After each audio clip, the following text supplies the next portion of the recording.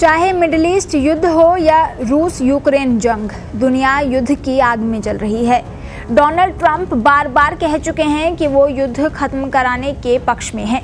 भले ही Donald Trump चाहते हैं कि युद्ध खत्म हो, मगर शांति से पहले वो तबाही का मंजर देखना चाहते हैं।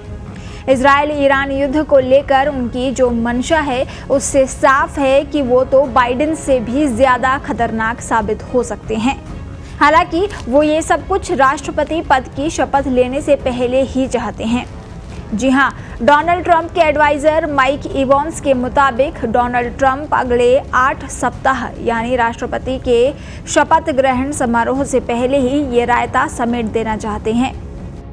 एक इंटरव्यू में एडवाइजर माइक इवांस ने कहा कि डोनाल्ड ट्रंप चाहते हैं कि इजराइल ईरान के तेल फैसिलिटी और शिपिंग कंटेनरों पर हमला कर दे।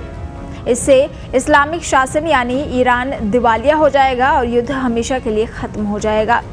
ट्रंप के सलाहकार माइक इवांस के मुताबिक ईरान पर हमला करने का ये सुनहरा मौका है। इजराइल को ये काम नए राष्ट्रपति के शपथ लेने से पहले करना होगा। माइक इवांस ने जोर देकर कहा कि इजराइल के पास निर्णायक कार्रवाई करने के लिए 20 जनवरी तक सीमित समय है। उन्होंने गाजा और लेबनान में जारी संघर्षों का जिक्र करते हुए कहा, ट्रंप चाहते हैं कि इजराइल अगले 8 सप्ताह में ईरान का काम तमाम कर दे।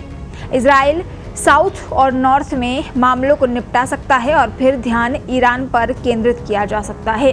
उनका मानना है कि ट्रंप का टारगेट है कि इजराइल 12 जनवरी से पहले ईरान के तेल प्रतिष्ठानों और व्यापार कंटेनरों को निशाना बनाए। इसका मकसद है कि ईरानी अर्थव्यवस्था को पंगु बनाया जाए। अब सवाल है कि क्या डोनाल्ड ट्रंप की तरफ से सीधा ये पैगाम मिला है? तो इस सवाल के जवाब में इवांस ने कहा, मुझे लगता है कि वो इसी तरफ इशारा कर रहे हैं। उन्हें 4 साल से जानने के बाद मुझे पूरा यकीन है कि वो यही चाहते हैं। इवांस ने आगे कहा कि एक बार ईरान कमजोर हो गया तो डोनाल्ड ट्रंप इजराइल को सुन्नी देशों से समझौता करवाने जैसे बड़े इनाम देंगे। उन्होंने कहा, मैं क्राउन प्रिंस से मिला था और मैं जानता हूं कि वो समझौते पर दस्तखत करना चाहते हैं। ये अब्राहम अकॉर्ड का सबसे अहम हिस्सा होगा। वहीं दूसरी ओर डोनाल्ड ट्रंप और इजराइल के प्रधानमंत्री बेंजामिन नेतन्याहू के बीच बातचीत के बारे में इवांस ने कहा कि हाल ही में उनके बीच कोई सीधी बातचीत होने की संभावना नहीं है, क्योंकि ट्रंप अभी सत्ता में नहीं है। ट्रंप के सलाहकार के इस दावे ने खलबली मचा दी है। अगर इजराइल ईरान पर फिर से हमला करता है और उसके सबसे बड़े खजाने यानी तेल के ठिकानों पर हमला करता है तो युद्ध की आग और भड़केगी। भले ही डोनाल्ड ट्रंप युद्ध रुकवाने का दावा करते हों, मगर उनके सलाहकार ने जो दावा किया है वो दुनिया को और युद्ध की आग में झोंकने ही वाली है।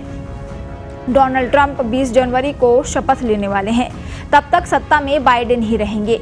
इवांस के दावे का ये भी मतलब हो सकता है कि ट्रंप चाहते हैं कि उनकी कुर्सी पर बैठने से पहले सारा रायता समेट दिया जाए, ताकि बाइडेन के साथ ही युद्ध भड़काने का अमेरिका पर से आरोप भी चला जाए।